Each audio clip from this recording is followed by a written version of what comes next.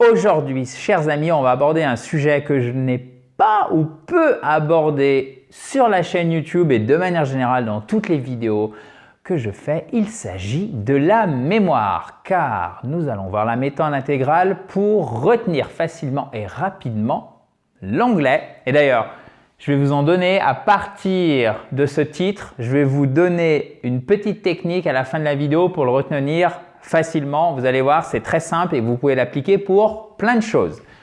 Alors, je ne sais pas si vous vous souvenez, mais il y a environ une dizaine de jours, j'ai fait un sondage. C'était sur la chaîne YouTube et je vous posais la question suivante. Quelle est votre plus grosse difficulté pour retenir l'anglais? Et la première chose qui est ressortie, sans surprise, et c'est ce pourquoi je fais la vidéo aujourd'hui, pour vous aider à améliorer ça rapidement et facilement, c'est la mémoire, ok? La mémoire pour plus de 60% d'entre vous, et en fait, je soupçonne qu'on soit tous concernés. Alors, par exemple, j'ai une mémoire de poisson rouge, j'ai plus la mémoire de mes 15 ans ou de mes 20 ans. Du coup, c'est frustrant, ça me gêne parce que je cherche mes mots à l'oral, soit je panique, soit je stresse, ou en tout cas, ça m'empêche de m'exprimer librement. Ça provoque de l'énervement et à cause de ça, et notamment à cause de ça, je ne peux pas prononcer et je ne peux pas pratiquer l'anglais comme je veux. Du coup, ce que vous mettez dans le sondage, c'est que ça vous coupe de 3 opportunités majeures qui sont, à mon avis, les grands cas d'utilisation de l'anglais. Donc, le voyage, donc parler anglais en voyage, le travail et la famille, notamment pour ceux qui ont des membres plus ou moins éloignés de leur famille au Canada, aux États-Unis, en Angleterre. Si vous avez des enfants qui étudient par exemple dans des pays anglophones, etc., etc. Donc, ce que j'ai fait, c'est que je vous ai préparé une méthode complète que vous pouvez télécharger. C'est pas compliqué. Si vous êtes sur YouTube, le lien est sous la vidéo ou en cliquant sur le i. Si vous êtes déjà sur la page de présentation de la méthode, c'est simple, il suffit de descendre juste en bas pour voir tout ce qu'il y a dedans. Et regardez, je vais vous donner une petite astuce toute simple. Si je vous dis, voilà, j'ai fait une méthode qui s'appelle la méthode intégrale pour retenir facilement et rapidement l'anglais. Bon, ça se comprend, c'est simple. Mais si demain je vous dis comment elle s'appelle la méthode là que j'ai fait pour retenir la mémoire, vous allez me dire apprendre facilement l'anglais ou peut-être retenir facilement l'anglais. Vous voyez, vous n'allez pas retenir mot à mot tout le titre. Eh bien, vous pouvez faire quelque chose de tout simple. En fait, vous faites un acronyme. Je m'explique. Vous prenez le M, vous prenez le I, vous prenez le R et vous prenez le A. Ça fait MIRA. Vous allez me dire, ouais, ok, c'est un peu plus facile à retenir. Mais souvenez-vous que on pourrait associer une image avec plus ou moins d'émotion, c'est-à-dire qui ramène un souvenir ou quelque chose qu'on connaît tous, la méthode qui rend votre anglais plus blanc que blanc. Pourquoi? Puisqu'elle est comme la lessive qui s'appelle MIR. Ok? Donc demain, vous allez souvenir de cette image, par exemple, ah oui, la méthode qui est comme la lessive, c'est la méthode MIR, la méthode intégrale pour retenir l'anglais, ok? Facilement et rapidement, donc c'est FR, comme la France, facilement, rapidement, MIRA, FR, ok? Vous voyez? La méthode qui rend votre mémoire, ou en tout cas votre anglais, plus blanc que blanc et surtout qui vous permet de le retenir plus facilement. Alors, petite précision, évidemment, comme toujours dans chacun de mes programmes, vous avez les fichiers audio qui sont enregistrés par un native speaker, c'est-à-dire quelqu'un dont l'anglais est la langue maternelle. En l'occurrence, ici, c'est Dave, qui a un accent américain, mais un accent américain neutre. Donc, même si vous faites du British English, c'est ce genre de fichier vidéo, ce type de fichier vidéo que vous allez pouvoir utiliser pour améliorer votre prononciation parce que le but du jeu, c'est voir les techniques de mémorisation et de les appliquer notamment pour vous permettre de mieux et de plus facilement retenir la prononciation parce que si vous ne prononcez pas correctement, ben, vous ne pouvez pas pratiquer. Et en plus, ok, cadeau supplémentaire, je vous avoue que je me le suis fait aussi à moi-même parce que tout ce qu'on va apprendre avec cet expert, alors je ne peux pas encore vous dévoiler son nom, c'est un des experts français de la mémoire que vous avez sans doute déjà vu dans les médias et qui va faire une série de vidéos qui va vous montrer exactement toutes les techniques de mémorisation qu'il utilise, mais pour l'anglais, ok? C'est pas pour retenir une liste invraisemblable de chiffres, ne jamais oublier les dates, etc. Non, c'est spécial pour retenir plus facilement et plus rapidement l'anglais. Donc ça, entre autres, parmi d'autres choses, ça sera dans la méthode. Pour voir tout ce qu'il y a, vous regardez juste en dessous. Je voulais aussi vous donner, alors Mira rendra votre anglais, vous regarderez la rime aussi, hein, vous avez remarqué, Mira rendra, voilà, ça on retient plus facilement. Mira rendra votre anglais plus blanc que blanc, bon ça c'est fait. Ensuite, aussi une petite astuce, mais vraiment toute simple. Par exemple, quand je rencontre quelqu'un, qu'est-ce que tu fais dans la vie? Ah, j'ai une chaîne YouTube sur l'apprentissage de l'anglais. Ah, ok, comment ça s'appelle? I speak, spoken. Et là, les gens disent, quoi? Oh là, moi je suis nul en anglais. Je dis, ok, t'inquiète pas.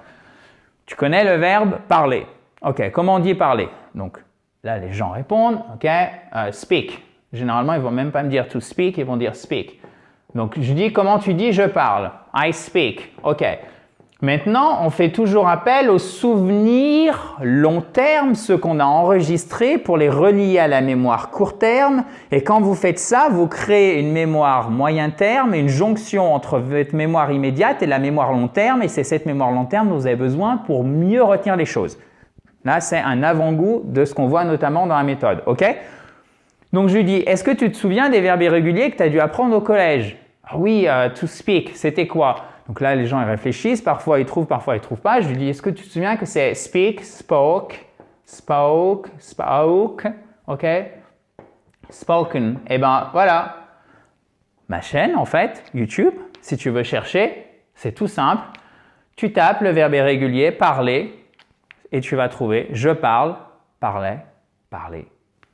Évidemment, parler, accent aigu. Pourquoi? Parce que c'est le participe passé. Donc, I speak, spoke, spoken. Et du coup, les gens s'en rappellent. Alors qu'au premier abord, pas du tout. Vous voyez, c'est des techniques tout simples, mais au moins, comme ça, hop, vous en rappelez parce que c'est très important d'allier la mémoire court terme à la mémoire long terme en créant une mémoire moyen terme. OK?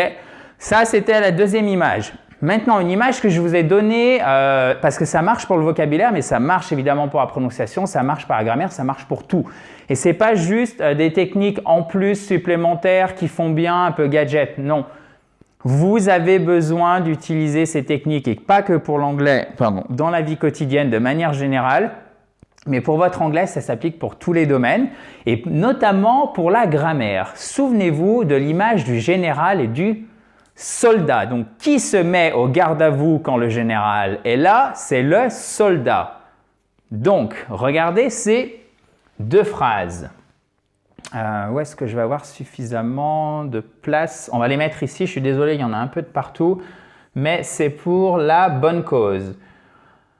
Si je vous dis I have a car. I have a car. J'ai une voiture, ok? Et maintenant, je vous dis sorry guys, on va prendre I had a car. Et did you have? Et d'ailleurs, c'est une question qui m'a été posée hier par un membre du programme Parler anglais dans les 60 jours qui viennent. Et j'ai utilisé cette image pour lui expliquer. Et du coup, boum, c'est plus facile à comprendre et ça vous permet de retenir facilement les choses. Le but, c'est pas de se compliquer la tâche. Non, le but, c'est si on peut aller d'un point A à un point B en prenant le chemin le plus court, on ne se gêne pas. C'est là où c'est intéressant d'utiliser des techniques pratiques pour mémoriser les choses et c'est tellement plus agréable pour vous. Donc, si vous avez besoin de l'anglais, si vous avez besoin de retenir plus facilement et uniquement si vous avez besoin de retenir plus facilement le vocabulaire, à mon avis, vous pourriez vous y intéresser. Donc, regardez cette phrase. J'avais une voiture. Donc, on est d'accord que c'est passé. C'est du simple past, prétérit. Et did you have a car? OK. Est-ce que vous aviez une voiture? Did you have a car? Question au passé. Est-ce que tu avais une voiture? Avais-tu une voiture? Pourquoi? Je crois que c'est Colette qui me demandait ça. Pourquoi ici, elle me dit, Adrien, pourquoi ici on dit had? Donc, on conjugue le verbe et je ne comprends pas pourquoi on ne dit pas did you had a car? Bon, bah Colette, c'est pas compliqué.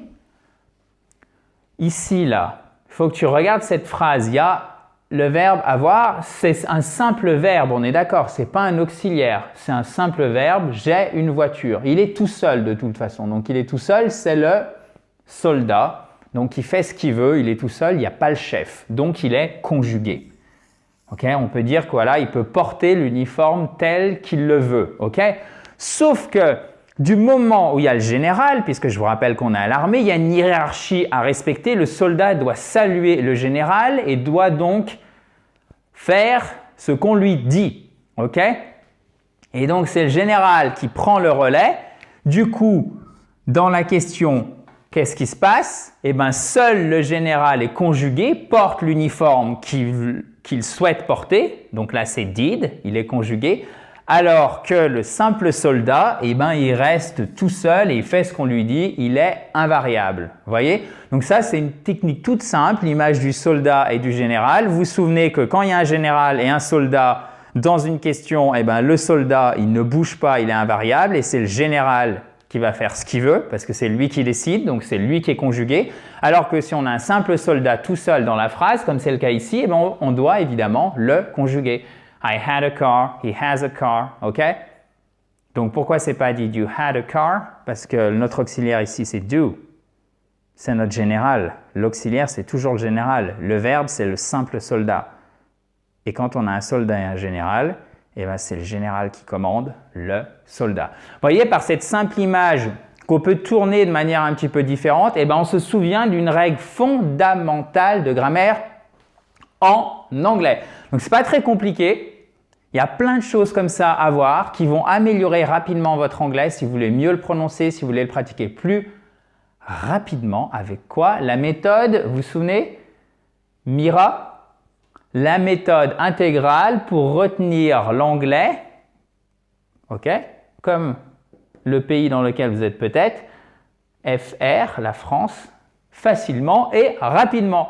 Donc pour voir tout ça, si vous êtes sur YouTube, vous avez le i en haut à droite ou le lien qui est sous la vidéo. Et si vous êtes déjà sur la page dans laquelle on présente la méthode, c'est simple, vous descendez, vous regardez tout ce qu'il y a si éventuellement ça vous intéresse.